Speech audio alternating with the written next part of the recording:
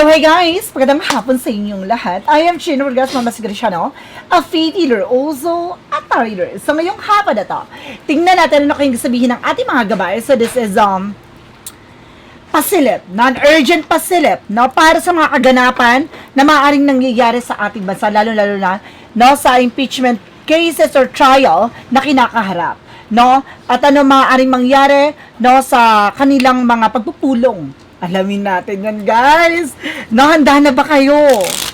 No? Alamin natin at tuklasin natin maaaring masagap natin sa energy nila. Diba? Ito na, ang pasilip natin para sa kanila. Alamin natin at tuklasin natin yan, guys. Angel Spirit Guides, please give me an information po. Ano maaaring masagap natin sa energy na to ay pawang gabay lamang, no? Upang mahagilap yung maaaring masagap at posibleng mangyari sa hinaharap. No, pwede mangyari, pwede hindi mangyari. Ito ay pawang gabay lamang. Ito na. Let's watch this. Angel Spirit, please give me an information po. Oh my God, there's a Hierophant. So something a religious factor. No, there's something a religious group. No, meron ditong bagay na maaaring konektado, no, sa situations na to. The Hierophant, something educations, a lesson learned. So maraming bagay na maaaring pakakatandaan dito, no? And of course, there's something with the Five of Swords. No, meron ditong gigisahin sa sariling mantika. No, I feel something may mahuhuli sa sariling bibig. No, ito yung sinasabi na pag-gisa sa sariling mantika, the way na parang on how to talk, no? Meron ditong parang mahuhuli sa kanyang mga isasalaysay, sa kanyang mga sasabihin, maghanda na kayo. And of course, there's something with the Three of Pentacles for collaboration. Ibig sabihin, meron ditong pag-uusap. No? There's something, a commitment, or something na collaborations. No? Ano man yung bagay na maaaring ibabalakin nila towards dito sa eksena na to ay maaaring mag-isa sila sa sariling mantika. Let's see. And of course, there's something guys with the Page of Pentacles. Something invest wisely. So, kumbaga, may mga plano sila ditong bubuin.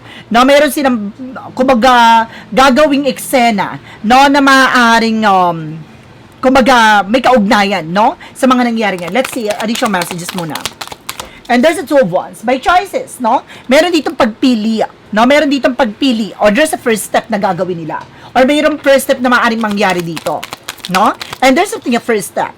Now, with the Nine of Cups, there's a wish fulfillment. So, may mga bagay dito na maaaring maisakatuparan, ma-fulfill, no, yung mga posibleng maganap, no, talagang magiging maganda ang outcome. There's a Queen of Pentacles. There's something about sa babaeng very greedy sa power na maaaring related with a religious group, no? What is the Five of Swords?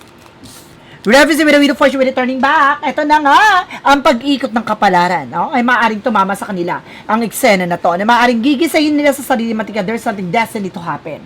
No? Talagang magaganap na ang dapat maganap. And there's something the Lovers, na meron ditong mag-asawa, no? Na maaaring nakachuchu or nakausap, no? Na maaaring, kumbaga, may plano, no? What is the Page of Pentacles? Revisit with the Ace of Pentacles. There's something a Page of Pentacles. Parang may nag-offer na malaking pera, guys. Nakakita niyo yan? Na may nag-offer na malaking pera dito. Na may plano nagawa ng eksena to. There's a Two of Wands. So, there's a first step. With the Six of Swords. Now, na unti-unti na makakalis sa hindi maganda sitwasyon. Now, there's something transition. Na mayroong pagbabago na maaaring mangyari. After this, mayroong aalis. Now, there's a Four of Pentacles. Something protecting and saving. So, meron dapat protection na natingatan dito. No? Let's see what is the Hierophant because the Queen of Pentacles. Represent with the Justice card. Oh, itong babae pala na to, no? Na very greedy sa power because there's a Hierophant for something education na maaring related sa religious factor with the Justice card. No, related with the justice. No, ay, meron ditong kumbaga konektado talaga sila, guys. No? So, let's see what is the Five of Swords because the Emperor. Represent, guys, with an Emperor, see with the Wheel of Fortune. So, meron daw dito parang hindi ma-manipulate, hindi makokontrol, no, bagay na parang, kumbaga, hindi nila in-expect na sila mismo ang tatamaan ng eksena. Gigisahin sila sa sarili nilang mantika. And there's a Four of Wands. No, meron daw dito na maaring, kumbaga, may celebration something birthday event or gathering, na may mag-asawa dito na maaring, kumbaga, inano nila, tinuruan nila ng eksena or maaring there's something script, no? With the Three of Pentacles, something collaboration. Na parang, kumbaga na ano na no? Na demo na, something like that. no? And there's a temperance, something divine intervention. May paalala dito ng ating divine na kailangan nila mag-pay attention. Na mayroon dito paalala, no? What is the Two of Wands? Because the Six of Swords, represent with the King of Swords. Na mayroon daw ditong lalaki, na mag-i-escape. Ay, aalis. No, may lalaking aalis.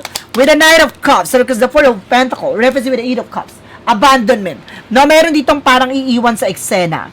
No? Parang bagay na kulang sa budget or maaring may ipit na sa about sa pera. Ganon. What is an outcome? An outcome, there's a Seven of Pentacles with a harvest time. Ay! Double clarification with the Justice. There's something karma. Ay! Sinasabi dito may karma daw ha, na maaaring mangyari dito. And there's a Three of Swords. Ay! There's something, pain. Na meron silang bagay na akala nila na kaya nilang paikutin yung eksena, pero there's something disappointment. No? Merong laglagan ako na sense, guys. Additional, there's a Six of Cups. Ay, meron dito guys na maaring, kumbaga, there's something connected, no? Maaring magkaibigan, magkamag-anak, magkapatid, mag-ina, mayroong konektado, no? Or mag-ama, may ganong eksena dito, guys. Now, with the Seven of Swords, there's a sneakiness. No, there's a cheating line, sinusubukang suhulan. Na meron dito sinusubukang suhulan, pero there's something, divine intervention. No, meron ditong paalala na parang hindi nag-work, no? Yung ganong kanilang kalakaran or kanilang galawan.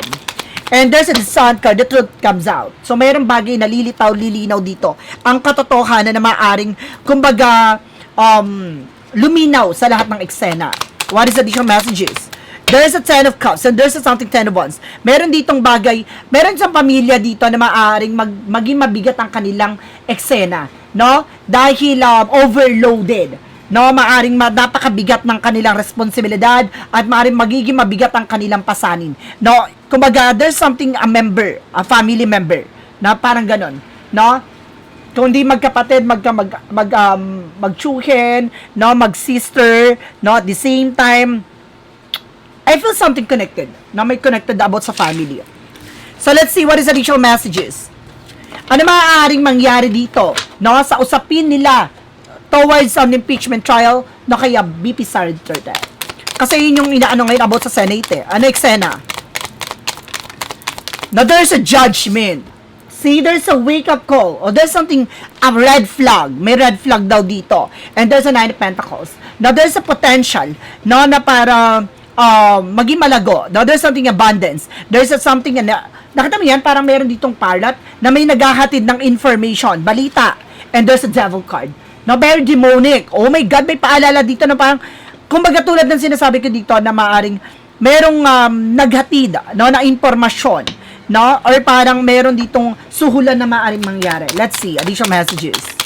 And there's a Six of Pentacles. Merong pagbabayaran with an Empress card, no? Ito na yung parang marirenew na merong pagbabayaran dito, no? May babae talagang masusukol sa eksena dito, guys. And there's a Fool card, no? There's something in your beginning, and the Seven of Cups, some confusion, and there's an Ace of Cups. No, there's something na parang a passion or love, na parang pinapakita dito na mayroong bagay na yung pagiging greedy dito ay maaaring magpagulo sa sitwasyon, no? Meron dito parang let's see, gusto ko i-clarify pa yan, no? Oh, there's a Knight of Swords with the Magician, the Star card, na pinapakita it's all about power of God. No, there's something blessed in this guide with a Star card. No, lahat ng bagay na to ay ayon sa kalooban ng Diyos. Na lahat na magaganap nitong eksena na to ay ayon sa kalooban ng Diyos. No, nandito na, may paghawi na. No, may paghubad na sa eksena.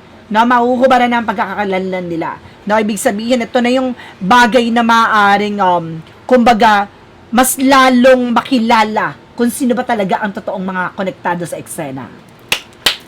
Let's see what is an outcome. Ano yung pinaka-outcome natin dito? Ang outcome, there's an Eight of Pentacles. No, there's something about sa, eto nga, no, mga trabaho, no, about sa ginagawa with the Queen of Wands. Babae ito, na very confident sa ginagawa niya, very stressed na siya right now. Nai-stress na siya dito dahil maaring masusukol siya. Maiipit siya sa eksena. No, may babae dito maaring maipit sa eksena. Oh, sabi ko na nga ba Kita mo yan, maiipit talaga sa eksena to. No, akala niya alam niya na yung gamay-gamay niya na eksena, pero there's a twist. No, mayroong mga bagay na maaaring mangyari with the unexpected situations. So, akala nila, mapapaikot nila yung eksena, pero there's a twist. Ay, kaabang-abang yun, guys. Maganda yan. Let's see what is your shadow work of his inward. Susubukan lutuin, pero, lakado. Merong magaganap, no? Something twist. There's a limiting beliefs. No? Kumbaga, meron ditong mindset na kailangan babago. Na parang mind conditioning. Na parang inaano nila yung isipan ng tao, ganto ganyan. And there's some limiting beliefs. Kasi, kumbaga, nililimitahan ng paniniwala or kaalaman ng tao, pero may mga bagay na marirealize ang ibang tao or mamamayang Pilipino. There's something self-realization. Na may marirealize daw ang tao dito, guys, sa mga mangyayari. Pasabog. What is the part of the light? Represent with the inner strength. No, mayroon ditong kailangan mas maging matapang, maging malakas, no? May mga bagay dito na maaaring kumbaga kailangan mas maging matibay, no? Ang paniniwala at mga bagay na harapin dito. There's a clarifying. Wala naman tayong life situation, so what lies na tayo, no? Wala naman tayong tinutukoy na tao dito, kundi isang sitwasyon. No, what lies beneath which is the future.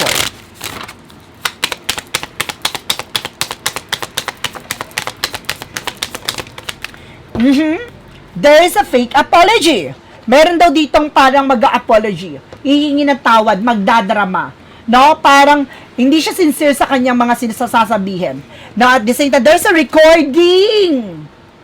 May recording, guys. And there's something full fantasy. No, meron ditong bagay na gusto nilang gawin. No, gusto nila, parang very drama ang mangyayari. No? At merong record na hindi nila ine-expect na mabubulgaan. Pasabog, di ba? So guys, this is something urgent pasilip, no? Sa maaaring mangyari at maganap ngayong araw na to. Let's see. Maraming salamat. And of course, don't forget to like and subscribe my channel and hit question for more videos update. Ito ay pawang gabay lamang upang masilip yung mga bagay na posibleng mangyari sa hinaharap. Maraming salamat. See you in the next video. Bye-bye. Bye-bye.